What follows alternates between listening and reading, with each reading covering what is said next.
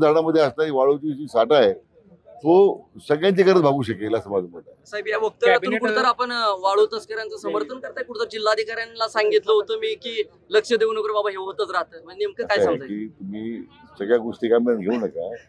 आता काही गोष्टी गमतीनं आपण बोलतो माणूस काय, पण वाळू धरणाच्या बाबतीमध्ये आम्ही अतिशय कडक राहिलोय. सगळ्या ठिकाणी अंमलबजावणी करण्यामध्ये कुठं कसुरही झाली नाही. अनेक वेळा अधिकाऱ्यांवर कारवाई करावी लागली आणि वाळू काढण्या एखाद्या नदीतून म्हणजे आपण नदीतलं पाणी संपवणं असं होतं.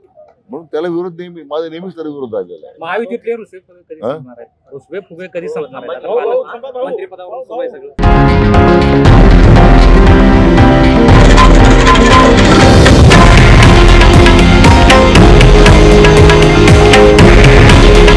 हे आहे देशातील नंबर 1 न्यूज नेटवर्क आणि आपण पाहत आहात TV9 मराठी. काळजी तुमची, हित महाराष्ट्राचं.